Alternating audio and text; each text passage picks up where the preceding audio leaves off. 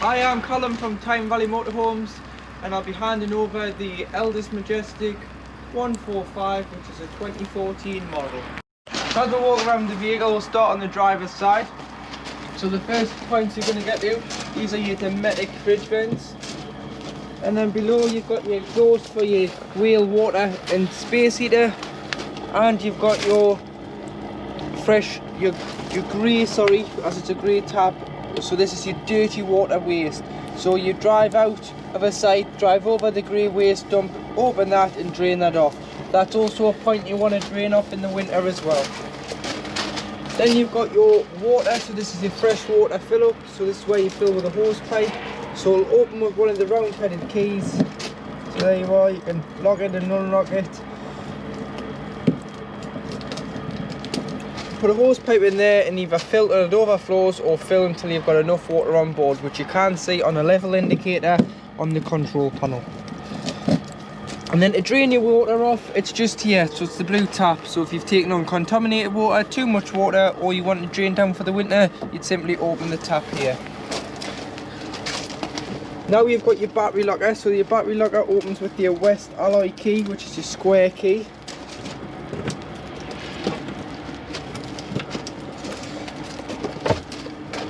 And you'd hook up, so you just pull the lever back, slide it on, and then obviously slide it off. Always hook the van up first, then go to your power source and obviously do it in reverse to unhook. And then you've got your new Max leisure battery there. You've got a vent for your boiler there. So one's your space heater, one's your water heater. This one's probably more like your space heater, and that one down there is your water heater. And then at the back of the van, obviously high level brake light and reverse camera above the Majestic badge there. LPG, so liquid petroleum gas, this is your gas locker, so this is where 2 6-kilogram propane bottles can go. So you'd put your bottles in, you'd strap them in. To tighten the pigtail on the bottle, it's the left hand thread, always opposite threads with it being gas, and then you can turn on and off at the top of the bottle. Obviously turn it off when you're on the road and turn on when you arrive on site. Then you do have, so this is just storage locker from underneath the seat. And then at the front here, this is your toilet cassette. So make sure the blade, which is the grey lever on the bottom bowl of the toilet, is closed. And you'll be able to lift and slide this out, otherwise this will not come out the outside of the van. Got a handle there, so you can go round, pull it round the side when it's heavy, and then empty, you remove this cap, press this button here and tip out, go to your waste disposal point, which is normally beside or behind your shower block, toilet block, tip out, and then you'd want to put some water in, give it a quick rinse, and then if you're using the chemical and the liquid form, you'd fill this up as it's a measuring stick into there and it's good to go. Or if you're using the chemical tablets, you'd put a pint of fresh water back into the box, push it back into the vehicle and drop a tablet from inside the toilet into the cassette by using the blade. Obviously do use the correct toilet paper as well, so use motorhome specific toilet paper instead of your normal household stuff, because your motorhome stuff breaks down with the chemical whereas your household swells. So do use the correct toilet paper.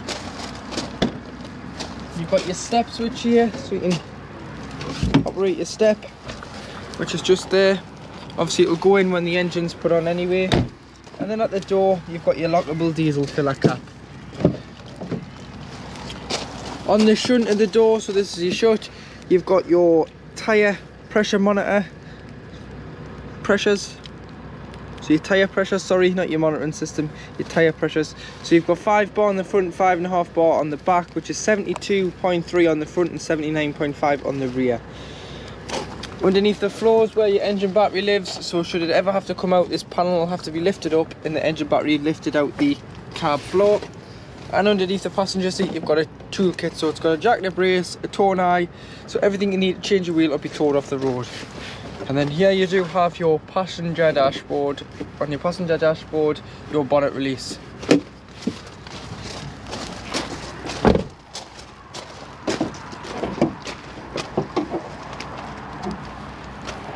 So once lifted the bonnet up, you've got your weight plate, so it's 3.3 tonne. If you were to put a tow bar on in tow, the train weight of the vehicle can't exceed 5.3 tonne. You've got your paint coat here, you've got your various liquids which will start off first. So you've got your coolant, your brake fluid, your power steering fluid and your screen wash, your oil filler and oil dipstick. And then you do have your earth for a jump start and your positive just underneath this cap here. And then operate your toilet. So first of all, with all toilet use, you'd flush first.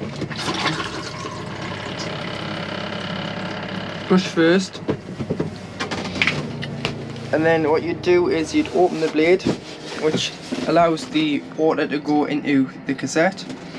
Use the cassette with the blade open.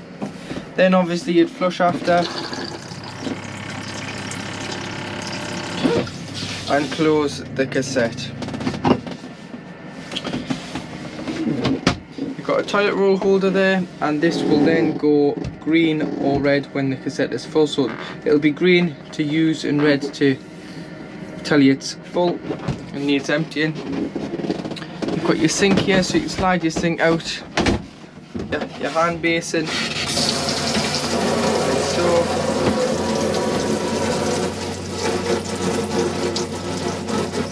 And your water's getting the temperature there.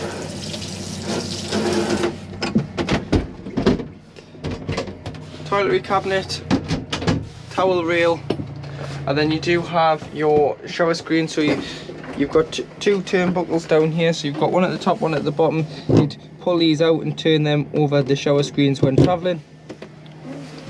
And then when winterising as well, if you leave all the taps open within the vehicle, so you'd open your fresh and waste outside, you'd open the boiler, which I'll get on into in a minute.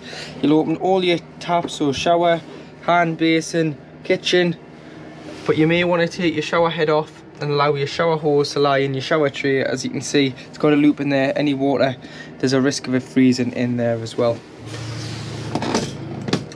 Got a blackout blind there on your flyer screen, so that just clips over there, and you can push and open the skylight so you can have it any way you want depending on which way the wind is blowing. You've got to have all skylights and windows shut when travelling.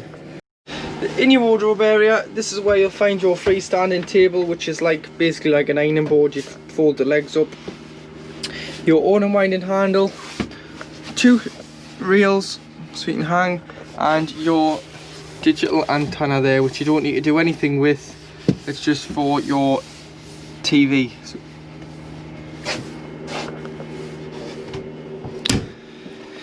Now in the back of the van, so this is your U-shaped lounge.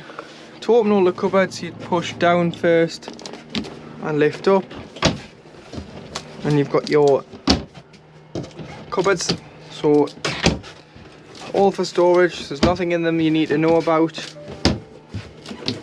just storage. Obviously, along with your heating and water controls, you've got your telly controls. So you've got your telly point, a aerial point and a socket point for your telly, which can clip onto this bracket, so you can screw it onto there. And then underneath this side, you've got your trips. So these are all your trips on electric, on mains 240 electric, and these are your trips, or should I say fuses, on your 12 volt side. So I would carry some spare one of these just to keep them in the van in case one does go. You can pick the fuse out and replenish which has gone. But if you do trip it out with a kettle or a hairdryer, always try here before you try your site. Leisure battery lives in there, so you've got another leisure battery in here, so you've got twin leisure battery. So one leisure battery fully charged should give you a 3 days off grid. Obviously you would use that very carefully, so you wouldn't have all the lights on, you wouldn't have everything running at one time. So 2, you'll probably get 5 to 6 days off grid. And then this yellow lever here, so I'll just put a torch on there. So this yellow lever is your drain down. So when it's lying towards the driver's side of the vehicle, it's holding water. lift it up, it'll start dropping the water. So that's how you drain your boiler off. As your boiler's here, holds 10 litres of water at any one time. Obviously in the winter you don't want it to hold any water as there's a risk of freezing, so it'll damage the boiler and the water pump, which is here as well.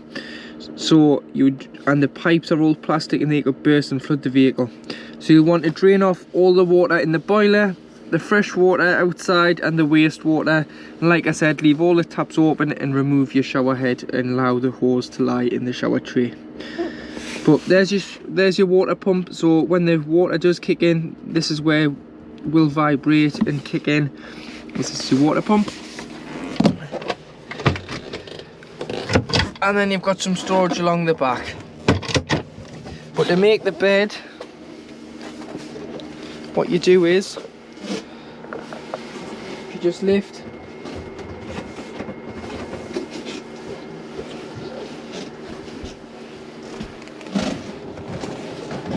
underneath here. So don't pull the wood, pull underneath. Slide out. It'll slide until it hits these two lugs on either side. What you need to do is lift the board off, lift it slightly over, and then put it back in on the other side of the lug so it's further towards the end of the sofa there. And then you would remove this centre cushion and use the backrests. So if I just grab the backrests, turn them upside down, put one there,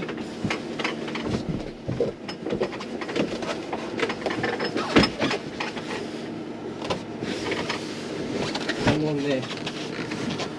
Always put them on the backs, and I would also turn the other cushions on the backs as well, as this is the flatter surface to sleep on, and you can put a fitted sheet on and it's far more comfortable. And then to open this skylight, what you need to do is just push out, and then you can use this bar here and you can push it into here in the summer. You push it into there and then use the lugs above it to stop the bar from moving for easy ventilation in the summer months.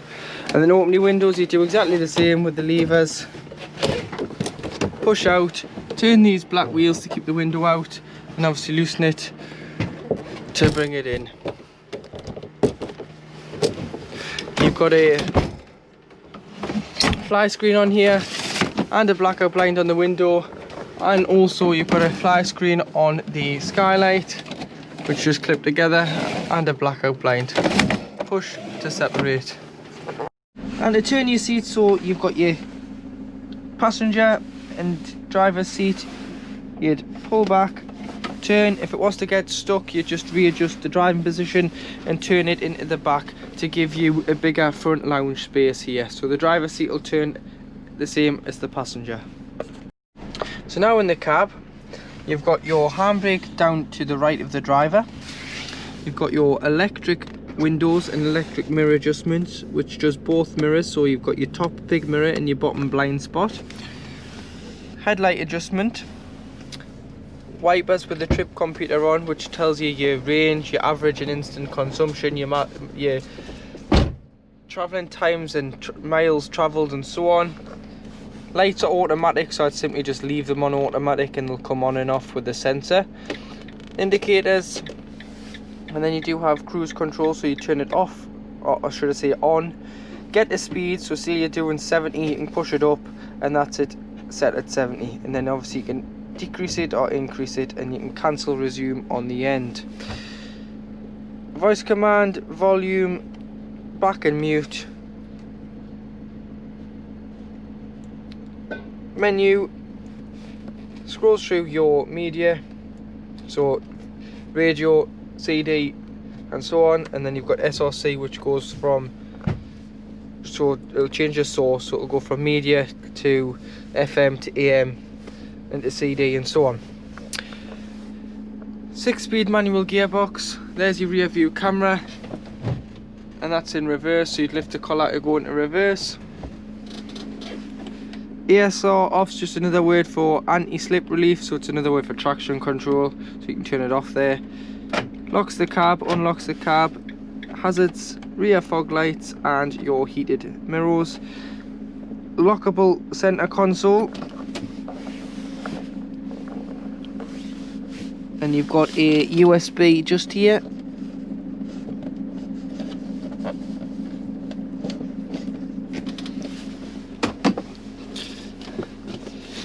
And then you do have a 2 cigarette lighters points, so, and then you've got your temperature. Fan speed must be on at least 1 or more for the aircon to work, which is in the middle button there. And then you do have your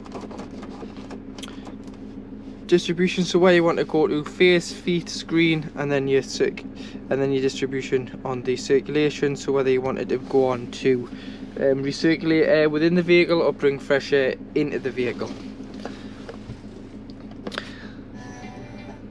So you've got your radio, which is FM and AM, and you press 1 to 6 to save your favourite tracks and channels, or you can put your CD in, or you can go to media, which will change it between radio and CD.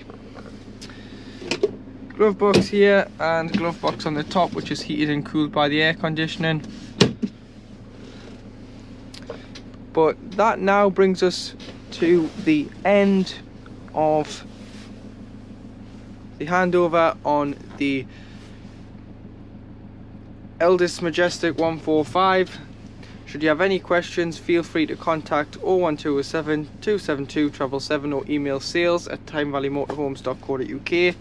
Or if you're interested in buying one of these vehicles or any other vehicles that you've seen on our website, you can contact obviously sales@timevalleymotorhomes.co.uk or myself, which is Callum, at timevalleymotorhomes.co.uk.